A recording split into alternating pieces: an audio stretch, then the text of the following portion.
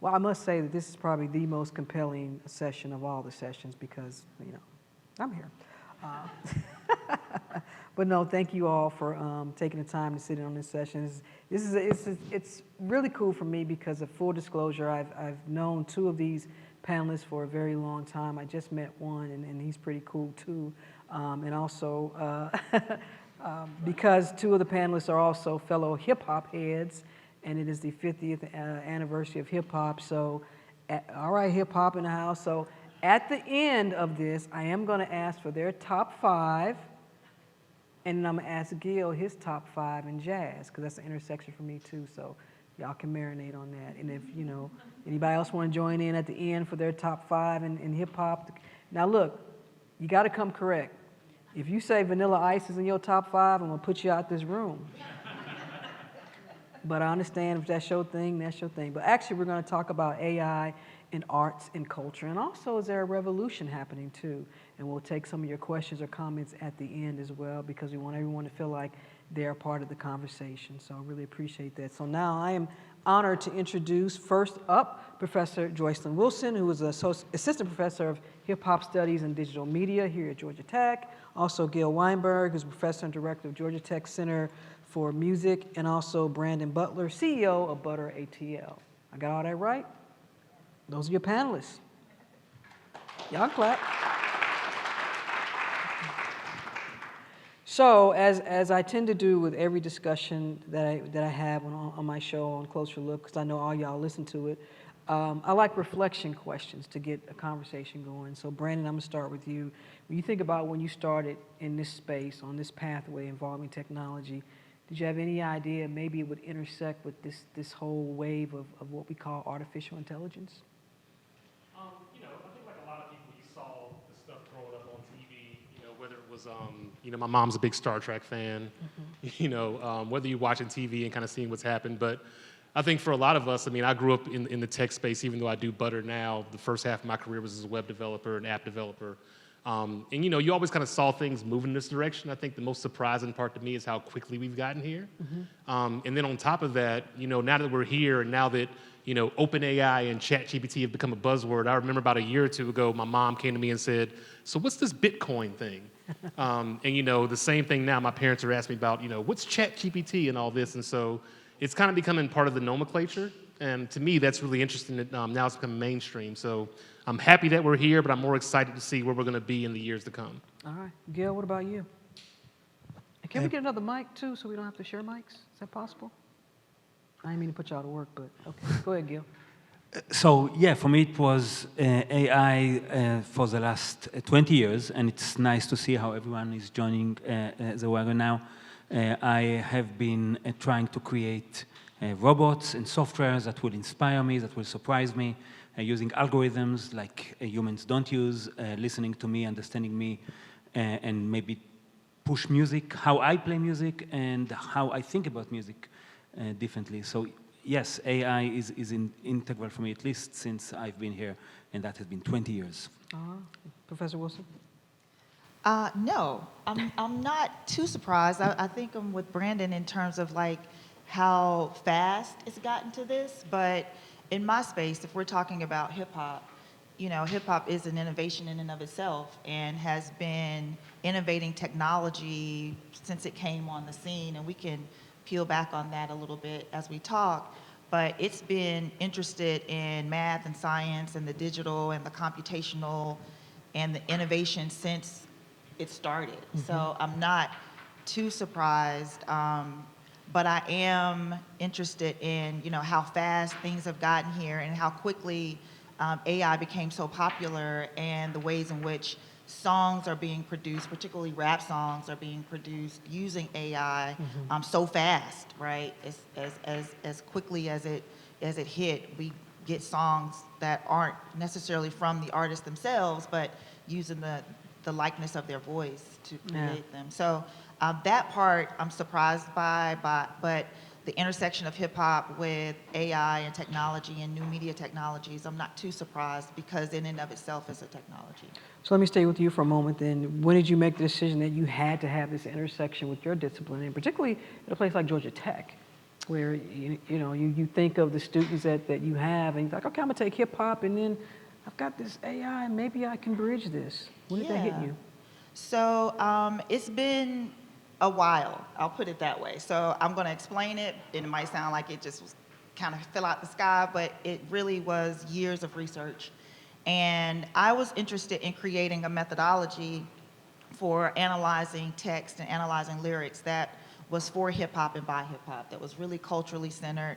I got really interested in this. So my background is I'm a former math teacher. So I'm very interested in algebra and patterns and constants and variables and how they play on one another. And so taking that type of mindset and applying it to anthropology was what I realized was there was a gap in the ways in which particularly cultural texts coming out of hip hop were analyzed. And I realized this a few years back when there's a website that started off as rapgenius.com, and now it's genius.com. Many of you have probably heard of it. They crowdsource their analysis. And oftentimes, unless there's a check next to it to tell you that it's a verified analysis, we really don't know if that's what the artist actually meant. So I wanted to create a methodology that really accounted for quality control around the analysis of the lyrics. And so how do we do that? So I looked to the principles that hip hop typically bases itself around, right? And I'm being trepidatious in how I talk about this because I'm trying not to get too deep, but it really is deep. And so I sampled the ideology of these Kemetic principles called Ma'at. And I wanted to remix those. Those principles, there are 7 principles, and those principles are considered to be an authentic representation of how one should live their life. So they were the most close to this idea of authenticity and keeping it real, which is, one of the ideals of hip hop. So those principles are hard to remember. And so being a math teacher, I don't know, folks might have heard of PEMDAS, please excuse my dear Aunt Sally. I created something called the Outcast Imagination, where I took the acronym of OUTCAST, which stands for Operating Under the Crooked American System Too Long, and remixed that with Bloom's taxonomy and Ma'at to create these 7 principles around and feed them to students so that they could remember them, but also use them to analyze lyrics. And I wanted to automate it. And I have a VIP team here on campus, a vertically integrated project team, and I have a few students on there who are software engineers. And one of them is probably going to walk in here in a second. And we have been developing AI around and writing code to tell the AI to use the Outcast Imagination to analyze these lyrics. So we have built out a digital archiving space that we'll demo in the spring, where when you click an album out of this archive that I have, not only will it bring up the metadata, we use API to call in the metadata from Rap Genius, because we didn't want to hard code the data because the data is there. So we just wrote a code to actually bring it in. But it also will analyze those lyrics for teachers and educators who might want to use the app in class, might want to analyze those lyrics. And so we did that to account for quality control that was not there. So we created this methodology, and we're using AI to do the analysis for us. That is pretty cool. Thank you. That is pretty cool. Isn't that cool? Now, but I'm waiting for you to get that first email from T.I. that said, Professor, that is not what I was trying to say, but okay. Gil, what about you? When did you realize you wanted to bring this intersection of music and AI? So I will give my hip-hop example, mostly jazz, and I have some names for you, but we also worked with local rapper Dash Smith, and we created a robot that can understand his rapping and in real time respond to him. For me, AI is interesting when you're getting something new and unexpected from the AI. In our case, it's from the robot.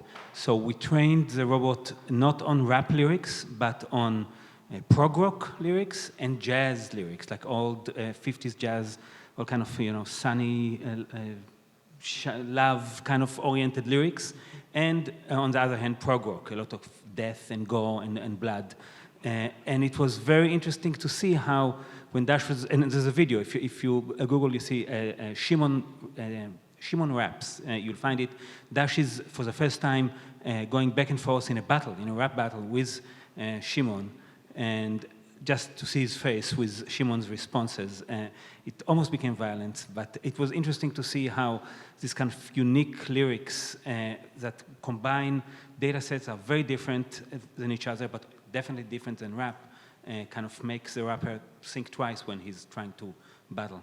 So again, the interesting thing for me is to take things that I would not have between humans and try to see how humans respond and become creative with it. Oh, wow. Brandon, for folks that may not be familiar with Butter ATL, could you explain to them what it is and then how you see AI at that intersection? Yeah, absolutely.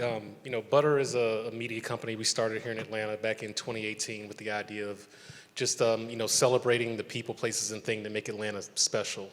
For a long time, growing up here in Atlanta, I attended Georgia Tech from grad school, was here in Stone Mountain growing up, and I always said Atlanta didn't get a chance to tell its own stories. And so the original idea and the impetus behind Butter was just giving an opportunity to help, highlight people and tell those stories and go into communities that don't always get, that visibility. I think for me, as, always have been, again, in the tech space and tech adjacent, but especially as, AI became more prominent over the last couple of years, I really embraced it from both a creative standpoint and a cultural standpoint. Very quickly, I have a team. And so while I also run Butter, I also own a creative agency out here called Majority. We do a lot of different work for a lot of different brands. We started that with Shaquille O'Neal about 2 years ago. And even with that, we're looking at, how can we use different AI tools to help enable our creative team? How can we use different AI tools to help, enable our account teams, right? So, for me, it's always been really interesting. But at the same time, while we use that, also, as a technologist and as a person that's been in that space, I like to run little experiments, and I like to try different things out, and I like to, push these different tools to see, how they work. One of the interesting observations for me early on was, some of the bias that was actually coded in some of these AI tools, specifically Midjourney. I remember a few months ago, I was talking to some of my friends, and I just had an idea one night. I was actually, playing around trying to create some graphics for a children's book. And so I was using Midjourney and, was using the seeds and Imagine and I had all the accounts and everything set up. What was really interesting to me that I noticed was when I was trying to create the children's book, I was obviously trying to create it. I have 2 kids, and so I was trying to create the children's book of, some images of African-American children. And I was telling Midjourney specifically, give me a photo of, 2 African-American children, on a private plane having a good time. And what I noticed was no matter how many times and ways I put that into Midjourney, it would always give me back an illustration. So then one day I said, this is interesting. So then I said, give me the same image. The only thing I changed was give me 2 white children. And it instantly generated 2 hyper-realistic photos of white children on a plane. Then I said, okay, give me 2 images of Asian children. The only thing I changed was the ethnicity of the child. It went right back to illustrated images. Then I said, give me Hispanic children, illustrated images. Just a story came out, I think a day or 2 ago, where it said by an overwhelming amount, almost any time you put the request for a Hispanic persona to come out of Midjourney, it almost always has a sombrero and a mustache. So my point is that, as a technologist, we talk about, again, diversity when it comes from a creative standpoint. The best brands that do the best work create content that lands in culture, especially diverse culture, right? Because diverse people bring the best ideas to the market. But at the same time, from a technology standpoint, we used to talk about this when it came to AI, specifically for driving cars. If you all remember around AI for facial recognition, there was a lot of issues early on about identifying people with darker skin. So there was a time where, if you had a self-driving Tesla and you had somebody like me that's dark-skinned wearing a black shirt, I don't want to cross that street because that Tesla's not going to stop. What's really interesting now is that same kind of bias is, whether, and I'm very sure it's unintentional, but it's being kind of coded into these systems. So again, that's why it's really important for us to identify that, to have people using these tools that come from diverse backgrounds, but are also really pushing these tools to really see, what have they been taught about diversity? What kind of images have been fed into them? And so that was a really interesting identification for me. Well, let's stay with there since we're talking about culture, and then I'll start with you because, and I've been having this conversation all day with different people. I think where folks struggle with, and I'll admit, me too, is that I understand about the process. You've got the people that input, and Justin and I were talking about this, so Justin knows what I'm going to say. How diverse is that pool of the scientists and the data scientists and the folks who are inputting this information? Because we all have lived experiences, right? And from what we've been told, we all have biases, right? Good or bad. If you do not have a diverse crop of folks who are doing the inputting, then what is the likelihood of the outcome in terms of being ethical, fair, and non-discriminatory? So now we're talking about culture. And you mentioned the output for the Hispanic was a mustache and a sombrero. So what does that say to you where there are some challenges, and how do we fix that, so to speak, if that makes sense? Yeah, I mean, in the most simple term, one of the things we say in the tech space is garbage in, garbage out. And, not necessarily say that garbage is being inputted into these systems, Sure. but I think it's just, again, not a full representation of diversity. Like, let's be honest, I don't know how many of y'all have been to Silicon Valley, have been to Sand Hill Road, but, for a long time, it didn't look anything like the people on this stage. Let's be honest. Again, if you go to these tech companies, I know that, when all the crazy stuff happened around George Floyd, people all of a sudden realized, wow, these companies aren't as diverse, but people like us have been saying it for a long time. So I think, again, when you come from a certain space, like, that is not a real world. I literally have a friend of mine, and he was telling me how he wasn't sure that his $1 million a year Facebook salary was competitive enough. Right? So when you're having those kind of conversations, you really have to understand that those people live in a completely different space. Mm-hmm. And, by no fault of their own, I think, again, when you are just working, it's easy to, just kind of put your blinders on and just do what you know. And that's okay to kind of get the thing up and running, but especially when you put these tools out into the culture, into people, there is a responsibility to make sure that these tools don't have that kind of bias coded into them. And again, whether it's you black, white, brown, yellow, anything in between, it's really interesting when, again, you look at the people that are actually doing the work, that are, the engineers that are building these tools. Like, Atlanta is a very special place. You see people in Atlanta, behind the keyboards, making things happen that look very different. But I promise you, go to New York, go to LA, go to some of these other places, go to Silicon Valley. You get these almost like vacuums where, whether they realize it or not, you're going to do what's in front of you. And I think that's where it's important, is that, these systems are not just given the stereotypical, like, it's easy to say, oh, give me a picture of a black guy. Right. All right, insert rapper. Give me a picture of a Hispanic person. All right, insert sombrero and a hat. It's very easy to fall back on the stereotypes. The work is to actually go and dig a little bit deeper and figure out, what really authentically represents these different groups that are going to interact with this technology. And how can we make sure they're accurately represented, not just for them, but so that somebody else doesn't get this tool and think that's the way the world works? Absolutely. Gil, I want to just take a switch for a moment, because with what you're doing, and I know you were going to show a video today, but in how AI has been helpful in the music space, and you had a video you were going to show. I'll let you take it from here, because the use of AI in helping folks who are differently abled and who are challenged with some physical limitations. Sure.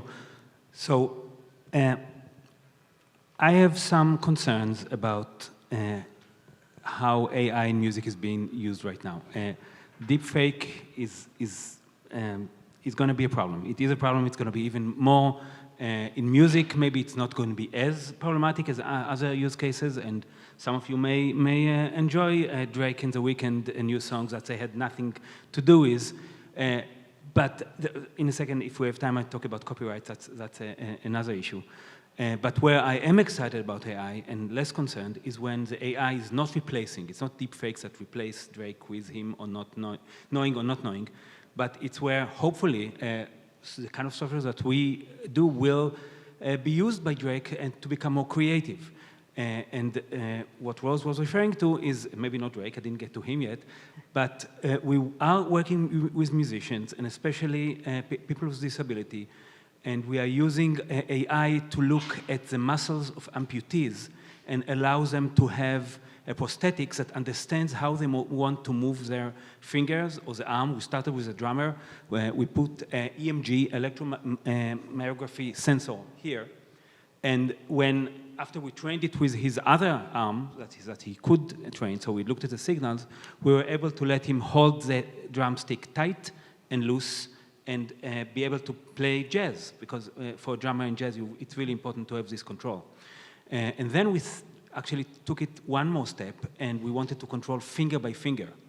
And EMG wasn't good enough, so we used ultrasound, like an ultrasound probe similar to the ones that you know from pregnancy. We put it on his arm, and we were able to train it with the other arm and be able to see how he moved finger by finger. We developed an arm for him so that he actually is now playing piano. So if people tell you that AI will take human jobs, yes, some jobs will be taken, but this person didn't have a job. He was devastated. There's many documentaries. His name is Jason Barnes. You can Google him. Many documentaries about him. He was depressed when he lost his arm. Music was his life. And now he's going around and performing thanks to AI. Wow. Yeah. That's a great story.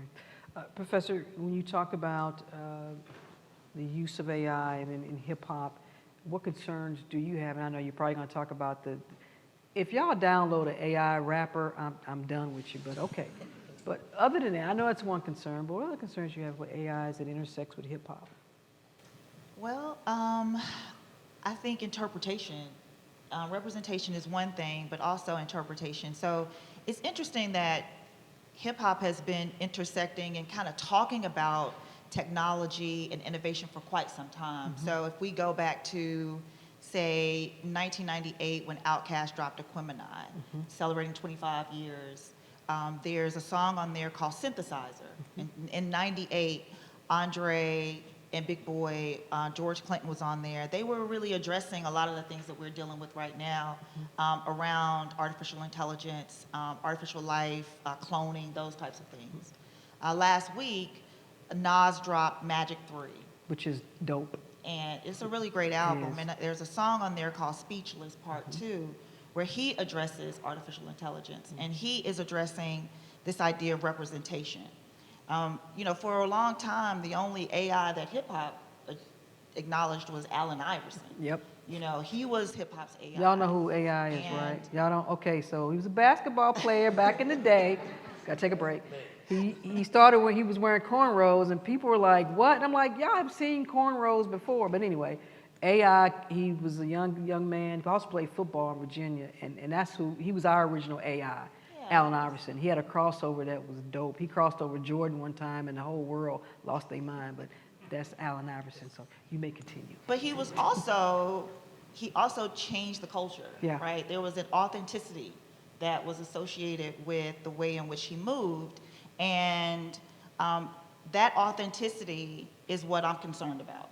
I'm really concerned about what happens when there's a culture that is, at its essence, is rooted in authenticity, now merging with artificiality.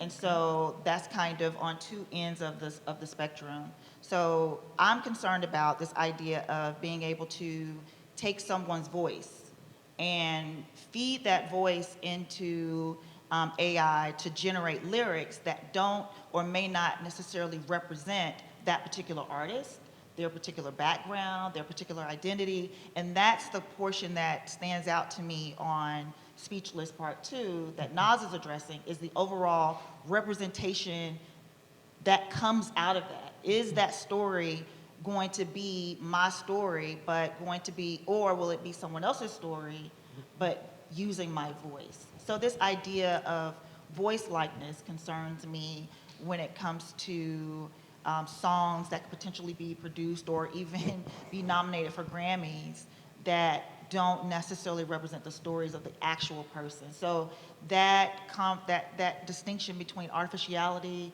and authenticity in a culture that loves innovation, that has built itself around innovation, but now is having to be reckoned with this particular part too. I also am concerned about the analysis of the lyrics. You know, one of the things that came up last night when Provost Isbell was talking about AI, and I love it, you know, I think that it's great. I think there's also ethics around it.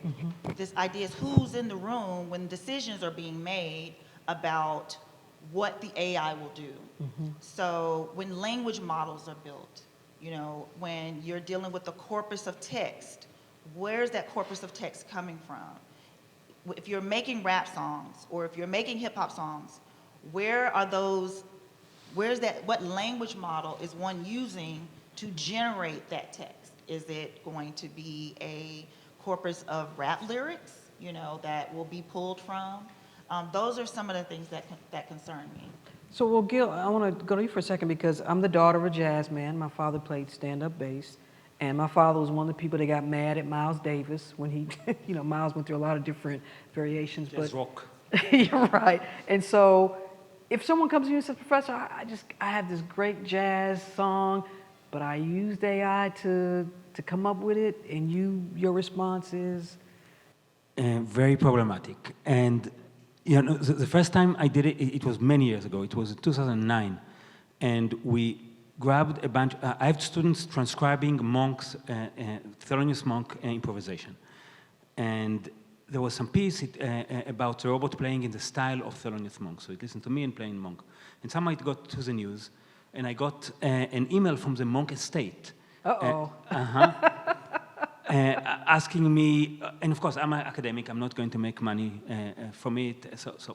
I answered what they asked, how do I do it? I said my students transcribed it and I never heard before. Never heard from them since. But today, when industry in there, and there's a lot of money to be made, I think it's a big problem. And I don't know if you know Jonathan Franzen and some other authors now in a big lawsuit against OpenAI, and I think it's an anecdote that I found funny. He contacted them and they said, we didn't train it on your book. The official word was, we didn't train it on the book, we trained it on the internet. People maybe have written about your book, maybe classes, maybe the New York Times book review.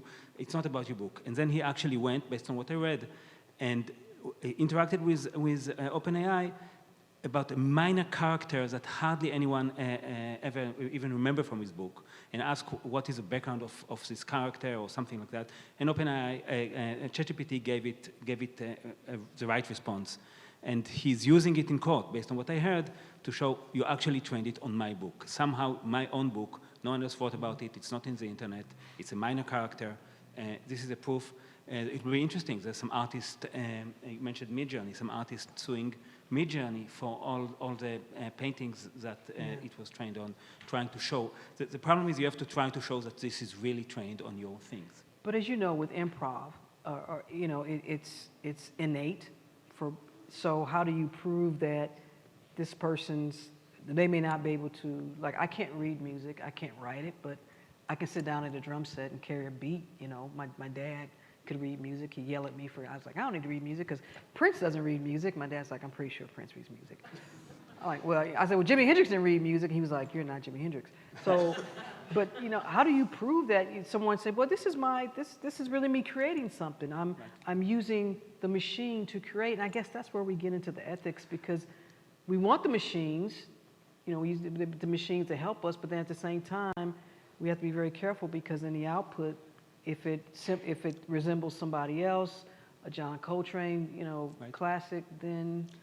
So this problem started years before with sampling, before even AI. So Vanilla Ice will have to go and say tam tam tam ta ta tam tam to show that he's different than under pressure.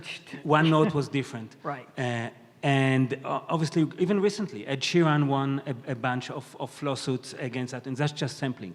Ed Sheeran did rip off Marvin Gaye's song. Let's be really clear, Gil.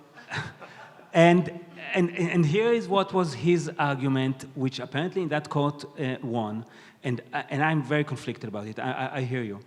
Yeah. Is that everything comes from something. Nothing comes from nothing. Always. And you go and you hear something, and then you go back, you hear something else, suddenly you go to your room and you write some, and how can you account this is really an influence? We want people to be influenced from each other. Yeah. And no one is creating something from nothing. So then the question is, yes, when you add one note to a very, very familiar little phrase, I think Vanilla Ice stole this piece. But when you are influenced, and if you play in the style of Coltrane, I want you to play in the style of Coltrane. Should the Coltrane estate get something from OpenAI when they train it on, if they get to music, some others doing music? I think so. I think yes. Really? I can be inspired, I can be influenced, but if there's someone to make money named Sam Altman and all the rest, the people that he is training should make money too. Well, artists have to, if they sample, they have to get the samples cleared. And if you want to use a Motown song, it's going to cost you at least $1 million off the rip, because Barry Gordy, when he was at Motown, he was like, I don't care what you use it for, it's going to be $1 million off the rip. So that makes sense. If you're going to sample in hip hop, right, you pay it. If you're going to sample in, right. So style is a little different and a little more vague than sampling. Sampling is very clear today. It didn't used to be. It was in courts many years before now. Now there's a system. I think we need to develop a system that people are compensated, maybe not as much as sampling, but somehow. Right. Brandon, it's great to the media, because that's kind of in our space here. And you see AI being that other asset to us. Like, as a journalist, I research, I do my questions, I put my script together. I have producers who say, well, I could just put that, Rose, in OpenAI and get that. And I'm like, you don't get fired if you do that. But, you know, you see AI being an asset for us in the media? Yeah, absolutely. I mean, I think, again, you know, look, we're in the very beginning stages, and then we were kind of joking backstage about the history of cell phones. Like, we're in the block phone case, you know, world of AI right now, right? Like, this is the 10-pound, you know, big, huge cell phone version of AI. I think what's really interesting, and I always look at it as, it's not the thing that outputs the solution. I've always looked at it as more of an assistant, personally. Okay. I mean, even when you think about Google, right? Like, when you think about Google, you put a question in Google, it gives you back search results that's ranked based on SEO, and then you have to kind of dig through those results and click on links and find what you want. I love the fact that I can, you know, type a question into to ChatGPT and get some type of response back, and then can actually dig on top of that and get a little bit deeper. I think but I do think that you know, we have to be careful with it, and I really do think that you know, regulation is going to be needed, you know, more sooner than later. Not because, you know, I want to stifle the industry. I mean, I believe in tech. I think this is going to go amazing places. But the way I've always thought about it is, let's juxtapose this for a second. You wouldn't want somebody to be able to engineer a disease without oversight. You wouldn't want somebody to be able to go in and then optimize that disease and engineer it based on, with zero knowledge of you know, biomedical and biochemical engineering. They can literally go in here and type in, how can I efficiently hurt the most people possible? You wouldn't want to put that power in the hands of just anybody, right? And so I do believe that kind of, you know, as a tangent back to AI in general, is that there's going to need to be some level of, you know, oversight, just to make sure that, again, and, you know, to Dr. Wilson's point, you know, for me, especially we live in a world, working in media, we live in a world now where it used to be trust and then verify. Yeah. And now it's, no, get it and share it and be first as quickly as possible, and we'll figure out if it's right later on. Right. You know, I said a couple of years ago, you know, we all grew up saying, you know, seeing is believing. Well, now, guess what? Thanks to deepfakes, seeing is not going to be believing anymore.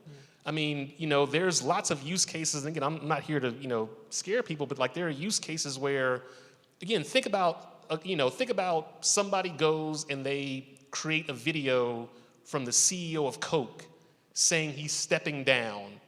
In that 5-minute period where Coke's stock price dips $10 and you shorted that stock, now you're out. I mean, I think that happened a couple of months ago. Like, somebody leaked a document online, I can't remember the name of the company, but saying like something happened with a company, their stock price dipped like 10-20%, and if you knew that was gonna happen, you just cashed in.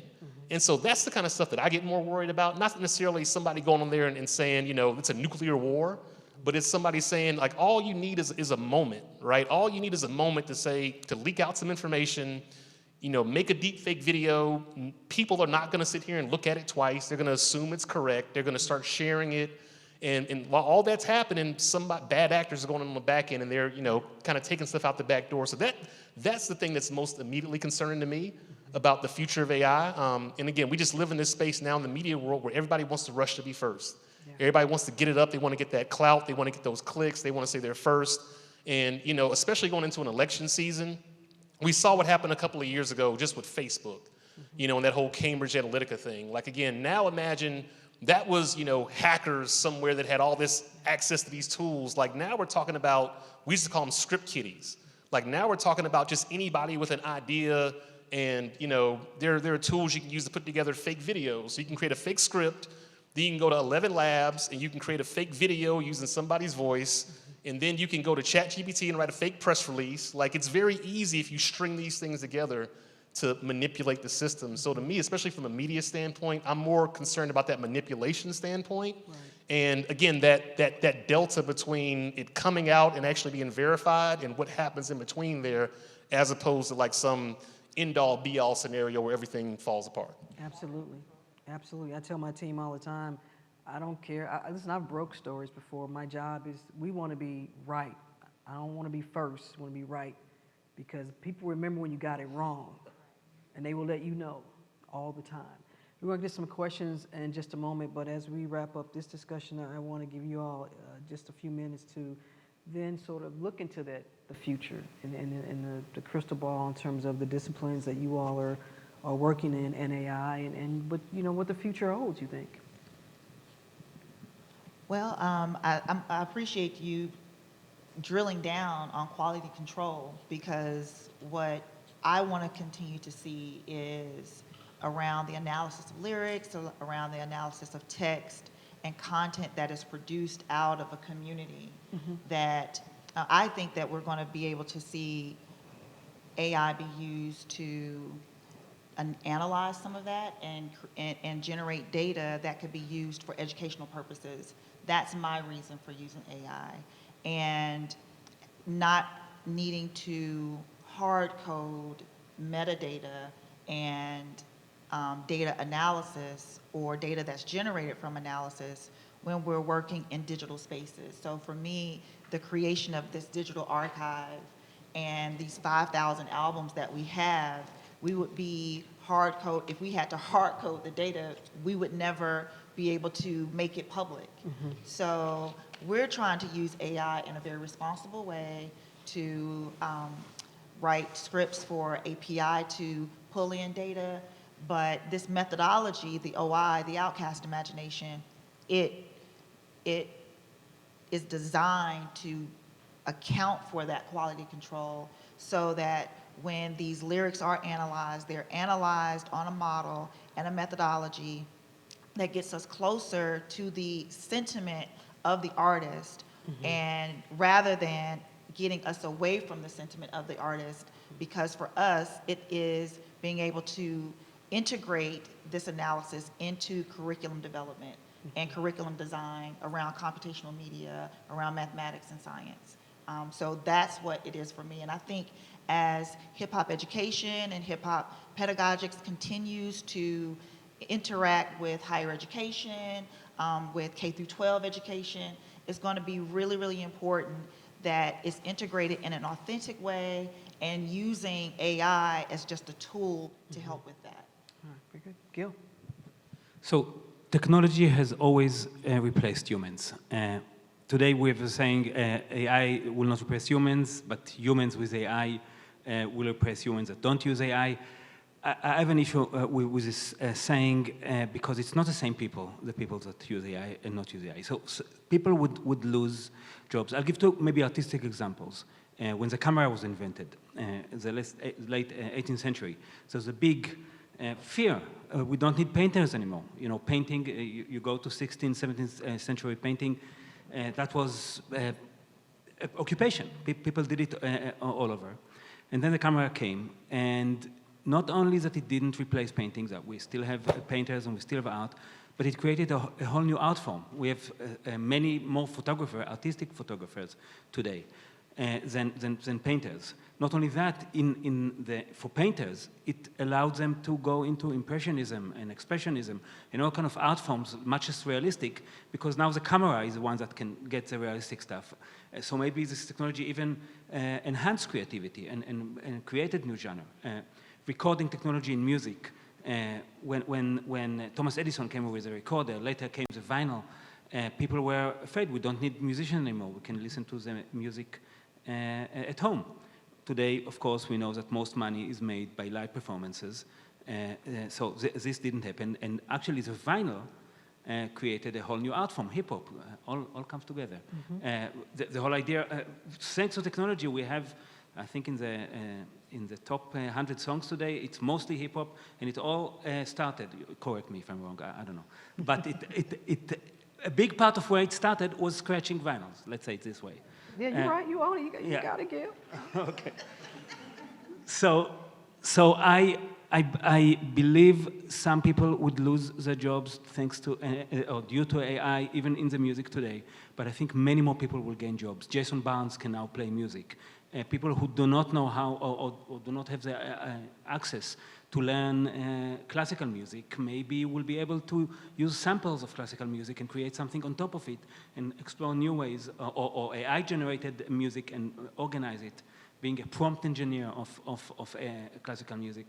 And I think it will all balance out. So I'm optimistic all over. All right. Brandon, you get the last word?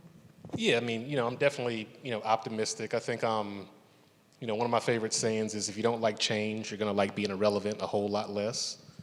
This is going to happen. The people that learn to embrace it, that learn to use these tools to help make themselves more efficient, more productive, their teams more productive, especially as things get tight, are just going to continue to succeed, and the chart's going to kind of go up and to the right. I think about my daughter who, says she wants to come to Georgia Tech too, and, she came to me one day and said, I want to build an app. I said, okay. I opened up my laptop, I brought to ChatGPT and said, build an app. And she said, what do you do? I said, build an app. And the fact she could literally go in here and just type in, well, I want to build an app, and they gave her code, and then I taught her how to actually test the code and how to put it in and just see how far she get. Like, that part is really interesting to me because, again, I had to do that with a bunch of books. I mean, I didn't even have GitHub when I got started, you know what I'm saying? Like, all these tools and resources didn't exist. So the fact that I could literally give an 11-year-old a computer and just say, figure it out, and that she could actually do something is really interesting to me. What's also really interesting to me is just when you think about the way the world works right now, everything for the world is basically built against the human interface. The way the chairs are designed is because of how humans sit. The way that doorknobs work is because of how the hand works. The way that stairs work, the way that we use cars. I'm really interested to kind of see how AI is going to potentially change that, especially through things like robotics, right? Like, again, when we get to the point to where these tools support our objectives and help make our lives more efficient, I agree. I think that jobs are going to be lost, but at the same time, a whole new set of jobs and opportunities I feel like is going to exist. And so, it's just this whole thing of, again, this resistance to change is just something I've never personally gotten too caught up in. I've always said, again, like if change is coming, the people that succeed and excel are the ones that embrace it quickly and figure out, okay, how can I adjust this into this? I think about, again, my parents, you know what I'm saying, who were 70 years old and who are doing different things and now can learn and educate themselves on different parts of the world, or they can be creative. Like, some people just want to create. Right. Like, it's fun to go on Midjourney and just type in things and just make stuff. You don't have to make money off of everything, right? And so, again, as humans, I think a lot of times we think about creativity, we kind of relegate it to this space that you have to be like well-trained and you have to be an artist and all this kind of stuff. But the whole idea that you can simply just go in and, upload a photograph of your family and manipulate it through text is really interesting to me, and it just gives us all different kinds of creative outlets. And so, I know we like to talk about capitalism and money and all that stuff, but again, just from a humanistic standpoint, the ability to just create and make, like, it's okay to go make a song if you just want to listen to it and play around with it in your house, right? And just give yourself that experience. And so that, again, is the part that I'm very, bullish on. And again, there's going to be changes. There's going to be, things, because I am optimistic, but my optimism does also give me concern because I see how fast things are moving. Mm-hmm. And again, if you all paid attention to what's going on in Washington right now, like, the people that are making the laws don't move as fast as the people that are making the tech. And so that, that's where the culture is going to happen. I always say culture is between the old and the new. right? The culture is going to be between, again, you have a very, dated system in how we kind of run the country and create laws, and you have innovation happening every single second of every single day that's pushing those limits. And so what's really interesting to me is what new culture is going to evolve between the tension between the old and the new in the coming years. All right, thank you all. Thank you for the compelling conversation. I really enjoyed it. Thank you all.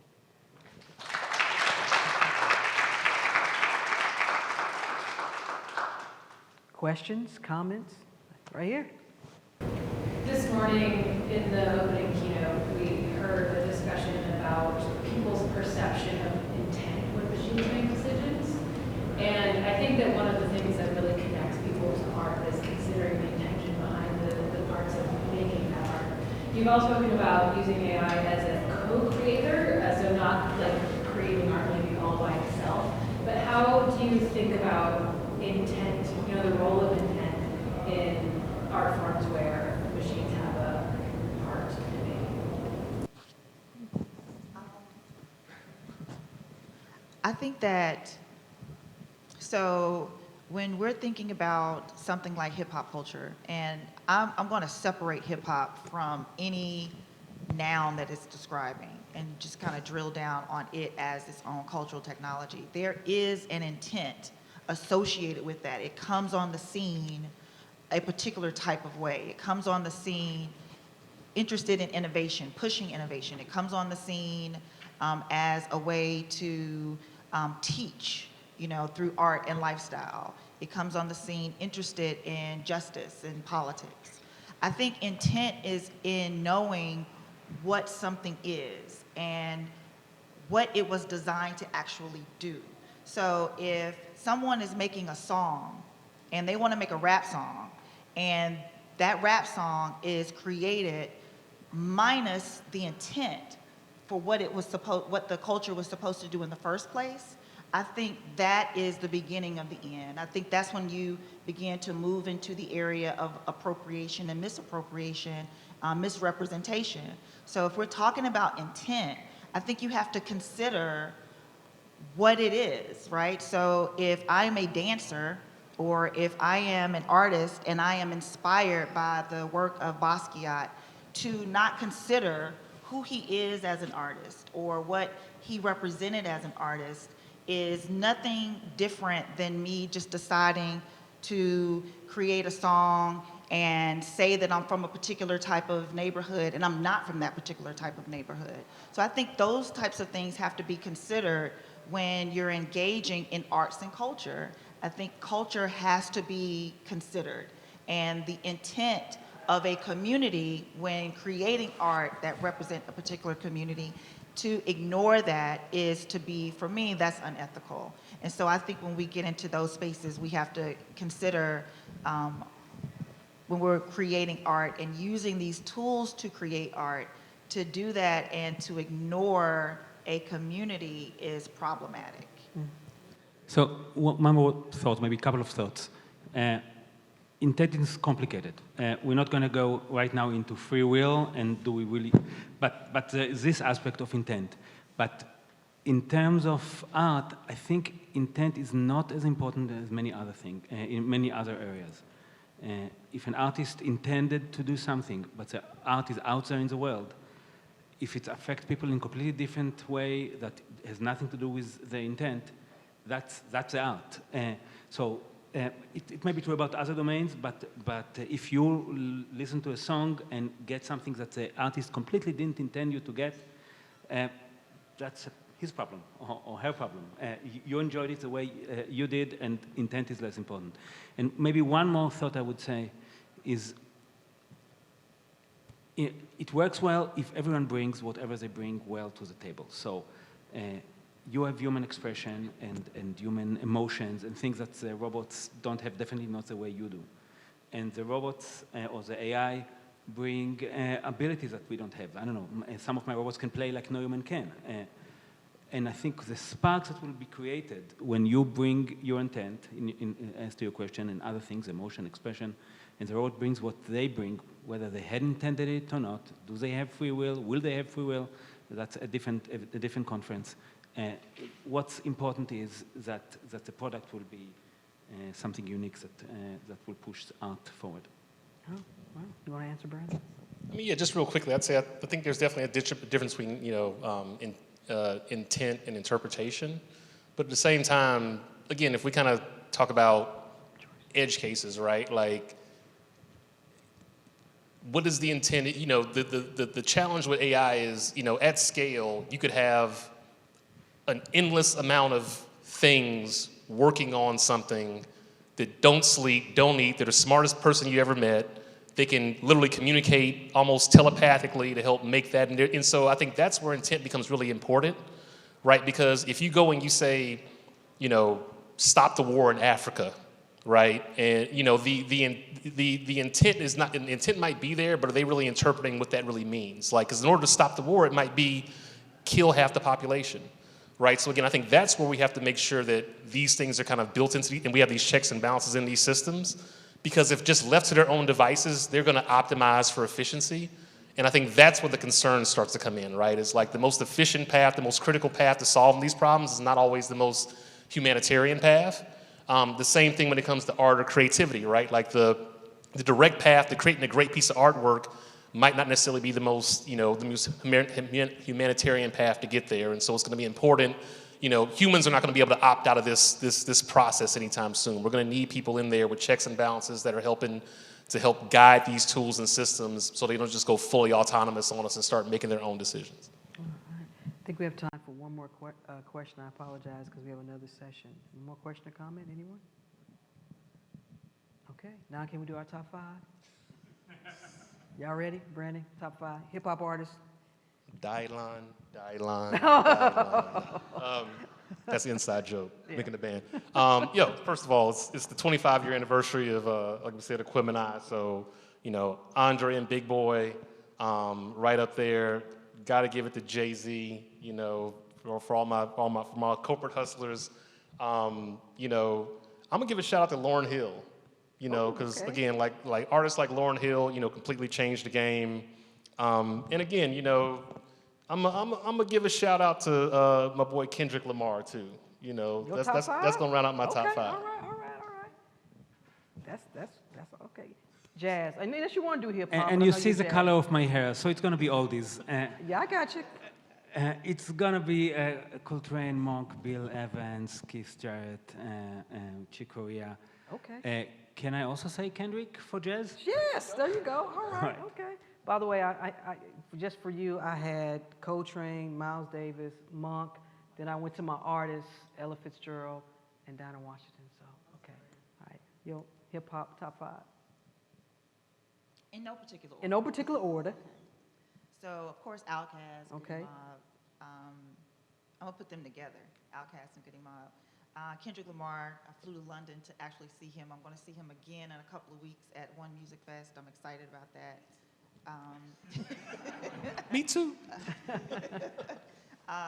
Lauryn Hill, Missy Elliott, and Nas. Okay. All right. Y'all ready for mine? Y'all just waiting, ain't you? Okay, I'm a little old school, so it's KRS-One, Chuck D, Rakim, MC Lyte.